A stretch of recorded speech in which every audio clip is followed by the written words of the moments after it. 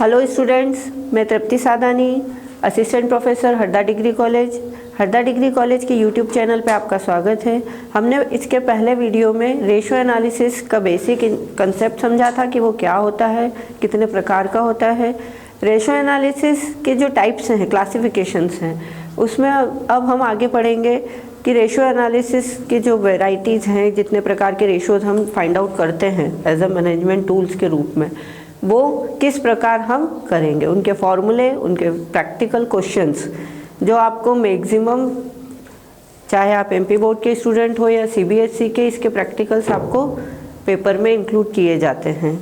तो सबसे पहला जो टाइप हमारा था लिक्विडिटी रेशो, तरलता अनुपात। लिक्विडिटी रेशो को हम सबसे पहले समझेंगे कि लिक्विडिटी होता क्या है, तरलता अनुपात क्या होता है। व्यापार व्यवसाय की तरल स्थिति, लिक्विड फॉर्म व्यापार व्यवसाय में कैसा है, वो इस रेशो से फाइंड आउट किया जाता है। हमारी जो भी संस्था की करंट एसेट्स हैं, करंट लायबिलिटीज़ हैं, लिक्विड एसेट्स हैं, उनका आपस में संबंध, वो आपस में किस तरह से हैं कि आप इस बेस पर आप आपकी तरलता के आधार को निकालते हैं, आपकी लिक्विडिटी फॉर्म को फाइंड आउट करते हैं, और उसमें अगर सुधार की आवश्यकता है उन रेशोज़ के माध्यम से हम वो करते हैं। यहाँ हम लिक्विडिटी रेशो को दो प्रकार से समझेंगे। पहला है, इसमें दो भाग दिए गए हैं। फर्स्ट है इसमें करंट रेशो, चालू अनुपात, जो हमारा करंट असेट्स और करंट लायबिलिटीज़ के बीच को रिलेशन बताता है, कि उसके बीच में आपकी रिलेशन बताता है। ये उपक्रम की जो हमारी इमरजेंसी फाइनेंशियल कंडीशन है, कि हम इमरजेंसी में हमारे पास कितना वर्किंग कैपिटल अवेलेबल है, वो फाइंड आउट किया जा सकता है। यहाँ हम चालू संपत्तियों का व्यापार के चालू दायित्वों के भुगतान किस प्रकार होगा, चालू संपत्तियाँ हमारे पास उस रेशो में होनी चाहिए कि हम इजीली करंट लायबिलिटीज़ को पे कर सकें। तो यहाँ जो रेशो होगा current assets upon current liabilities, इस रेशो का जो फॉर्मूला है current assets upon current liabilities. सबसे पहले हम देखेंगे करंट एसेट्स और करंट लायबिलिटीज़ क्या होती हैं। चालू संपत्तियां, करंट एसेट्स वे एसेट्स होती हैं जिसे हम व्यापार में कैश या कैश इक्विवेलेंट मानते हैं, नगद या नगद के रूप में रोकड़ राशि, और इजीली एक वर्ष के अंदर जिसे हम नगद के रूप में कन्वर्ट कर सकते हैं। पर इसमें कुछ संपत्तियां ऐसी होती हैं जो करंट एसेट्स में शामिल नहीं की जाती, जैसे इसमें आपकी फिक्टिशियस एसेट्स जो रहेंगी।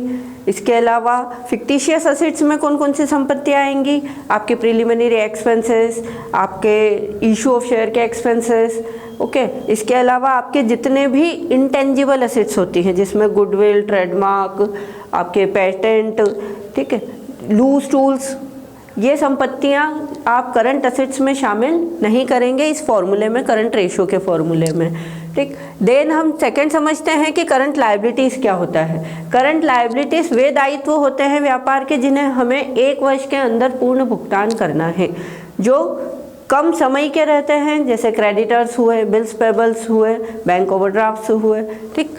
करंट लायबिलिटीज़ में जो हमारी इन्फॉर्मेशन रहती है उसमें हम sundry creditors, bills payables, bank overdraft, outstanding expenses, earned income, provision for taxation, unclaimed आपका डिविडेंड, प्रपोज डिविडेंड, ये शामिल करते हैं, ठीक। इसके अलावा जो हमारी करंट एसेट्स होती हैं उसमें आपकी cash in hand, cash at bank, sundry debtors, bills receivable, stock, short term investment, जितने भी कम समय के छोटे इन्वेस्टमेंट हैं वो संपत्ति आपके करंट एसेट्स में शामिल होते हैं। लॉन्ग टर्म इन्वेस्टमेंट आपके फिक्स्ड एसेट्स में शामिल होते हैं।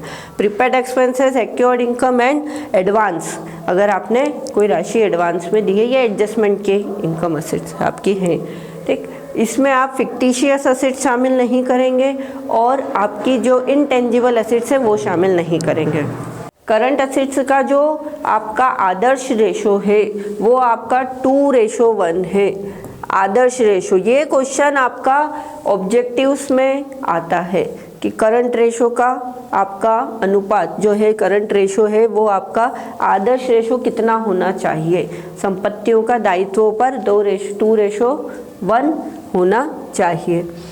देन हम अब इसका अगर प्रैक्टिकल समझते हैं, सबसे पहले total assets, share holder fund, current आपको दिए हुए हैं, non current liabilities and non current assets. इसमें हमको सबसे पहले फाइंड आउट करना है current assets and current liabilities. तो हमारा जो रेशो है current assets upon current liabilities, ये आपका करंट रेशो का फॉर्मूला है। यहाँ हमको जो इन्फॉर्मेशन दी है, टोटल एसेट्स दिए हैं, नॉन करंट एसेट्स दी हैं। तो टोटल एसेट्स, बैलेंस शीट की एसेट साइड की टोटल में से हम अगर नॉन करंट एसेट्स माइनस कर देते हैं तो हमें करंट एसेट्स मिल जाती हैं।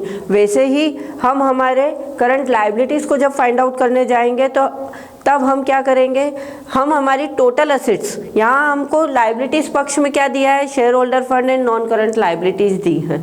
दोनों का जोड़ जो होगा वो आपका, यहाँ आपको करंट लायबिलिटीज़ मिसिंग है। तो बैलेंस शीट में दोनों पक्षों का टोटल हमेशा इक्वल होता है, जितनी टोटल एसेट्स है उतने ही टोटल लायबिलिटीज़ होंगे।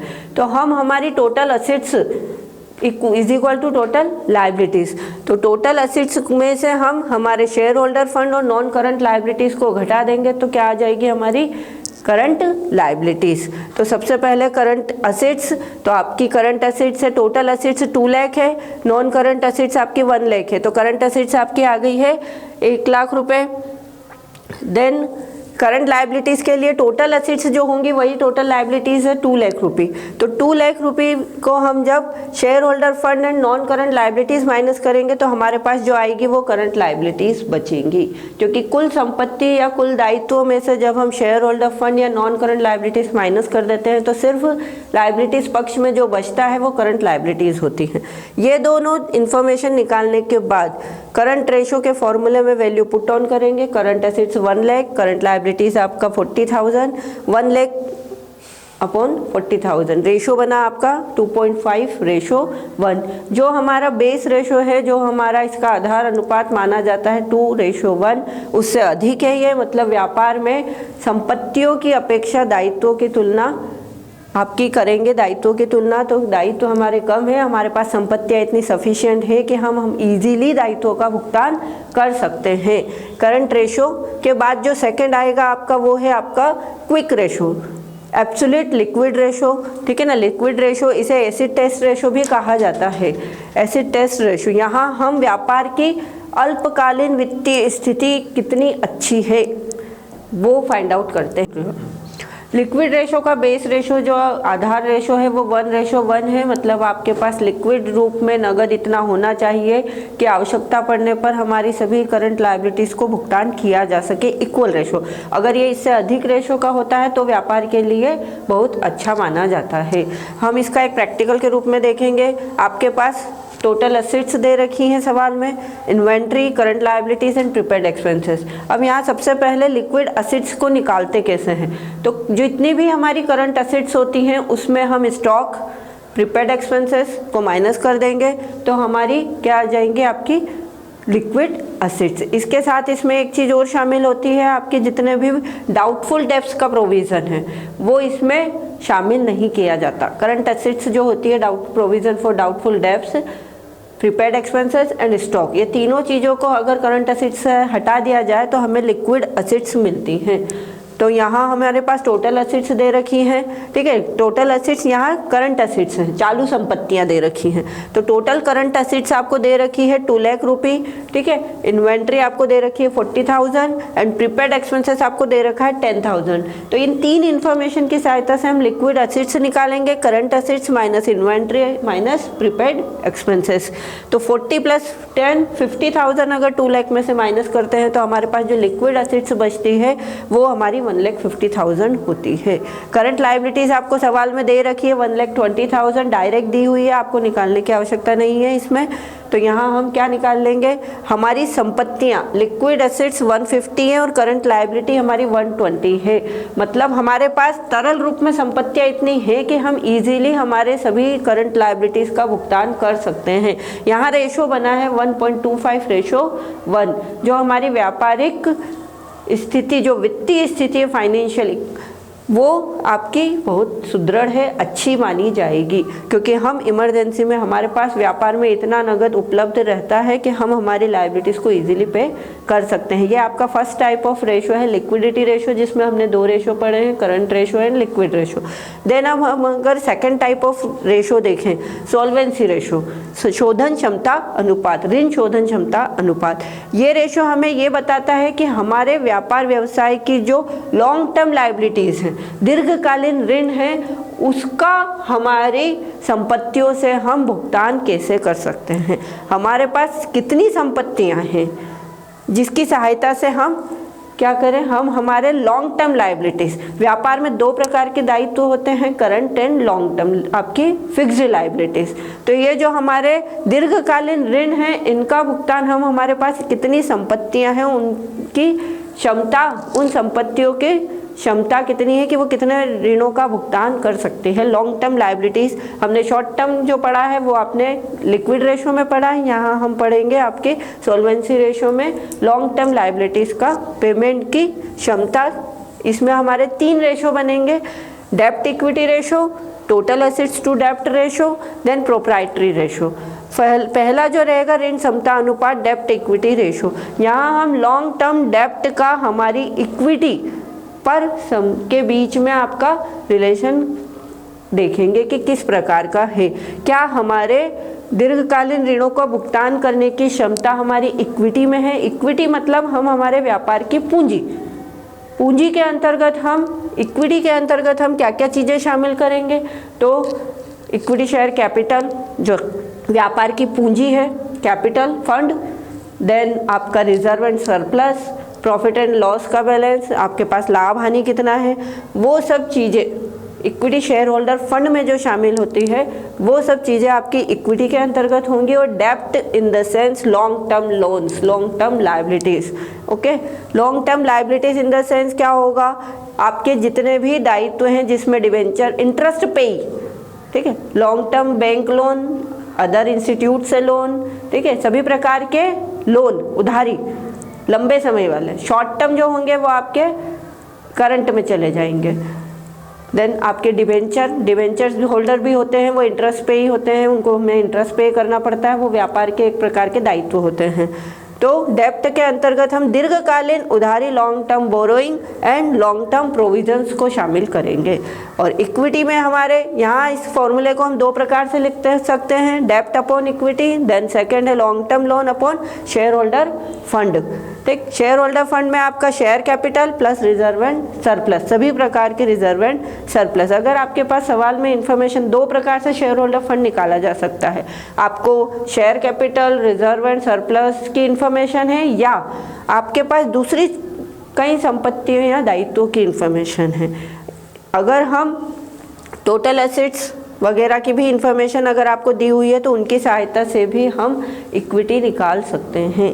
Okay, total assets minus total debts, हमारे बैलेंस शीट के 2 पक्ष होंगे, लायबिलिटीज़ और एसेट्स। ठीक है, टोटल एसेट्स हमारे पास हैं, उसमें से हम सभी प्रकार के डेब्ट्स, चाहे वो लॉन्ग टर्म हो या शॉर्ट टर्म हो, करंट लायबिलिटीज और फिक्स्ड लायबिलिटीज, ये 2 चीज़ें घटा दे तो बचता है सिर्फ इक्विटी का पोर्शन, शेयर होल्डर फंड का पोर्शन। तो उसकी सहायता से भी हम क्या कर सकते हैं, शेयर होल्डर फंड निकाल सकते हैं। इस रेशो को सुरक्षित कब माना जाएगा, जब ये 2:1 का होगा, इसका अनुपात 2:1 होगा तो इसे सुरक्षित माना जाएगा। ठीक है, ये जितना समृद्धि की स्थिति व्यापार की कब मानी जाएगी, जब ये रेशो जितना ऊंचा होगा। अगर मंदी की दशा में कम होगा, ठीक है, तो ही अच्छा माना जाएगा। इसका अगर हम एक प्रैक्टिकल देखें तो इक्विटी शेयर कैपिटल दिया है आपको, from the following expression the डेब्ट equity ratio, equity share capital, general reserve, debentures, current liabilities and preliminary expenses, ये इन्फॉर्मेशन दी है आपको। आपको निकालना है डेब्ट इक्विटी रेशो, जिसका फॉर्मूला है long term loan upon share holder fund. Long term loan के लिए आपको यहाँ एक इन्फॉर्मेशन दी है, डिबेंचर्स। ये जो डिबेंचर है ये आपके क्या हैं, लॉन्ग टर्म लायबिलिटीज। क्यों, क्योंकि करंट लायबिलिटीज आपकी करंट रेशो में शामिल होगी, लॉन्ग टर्म नहीं है। ठीक, अब हमारे पास दूसरी चीज़ क्या फाइंड आउट करनी है, share holder fund. Share holder fund के लिए हमको दिया है equity share capital, general reserve और यहाँ पर प्रिलिमिनरी एक्सपेंसेस। ऐसा एक्सपेंसेस है जो शेयर होल्डर फंड में शामिल नहीं होता है। ठीक, तो जब भी हम शेयर होल्डर फंड निकालेंगे तो हमारे जो प्रारंभिक व्यय हैं, प्रिलिमिनरी एक्सपेंसेस, अगर हमारे लाइबिलिटीज़ में लिखे हुए हैं या आपकी जो बैलेंस शीट है उसमें लिखे हुए हैं तो उन्हें यहाँ माइनस कर दिया जाएगा आपकी कैपिटल से। तो equity share capital plus general reserve minus preliminary expenses. तो 2 लाख आपकी इक्विटी शेयर कैपिटल है, आपके जनरल रिजर्व 170 है, इसमें माइनस हमने किया 20,000, तो आपकी एक शेयर होल्डर फंड कितना हो गया 3,50,000। ठीक है, लॉन्ग टर्म लोन आपका 150 का, देन 350 का आपका शेयर होल्डर फंड। डेप्ट इक्विटी रेशो 3 आपका 7, या इसको अगर हम और शॉर्ट करना चाहें तो 0.43:1, ये आपका डेप्ट इक्विटी रेशो है। देन सेकेंड पॉइंट इसमें आता है आपका टोटल असेट्स टू डेप्ट रेशो। टोटल असेट्स आपकी कुल संपत्तियों का भार दायित्व आपके डेप्ट पर कितना है, कितना भाग लोन का आप अपनी संपत्तियों में लगा रहे हैं, ये चीज़ इस रेशो में देखी जाती है। ठीक है, कि आप आपकी टोटल असेट्स का कितना भाग दीर्घकालीन ऋणों से लेकर लगा रहे हैं, कि आपने लोन लेकर संपत्तियां खरीदी हैं। ठीक है, तो ये चीज़ आपको ये मापना, ये गणना आपको इस फॉर्मूले से पता चलेगी कि हमारी संपत्तियां कितना ज़्यादा लॉन्ग टर्म लायबिलिटीज़ पर डिपेंड करती हैं। ठीक है, इसका अगर हम फॉर्मूला देखें तो यहाँ आपको टोटल असेट्स, व्यापार की जो हमारी बैलेंस शीट के असेट साइड का पोर्शन होता है उसकी टोटल संपत्तियाँ अपॉन लॉन्ग टर्म डेब्ट्स।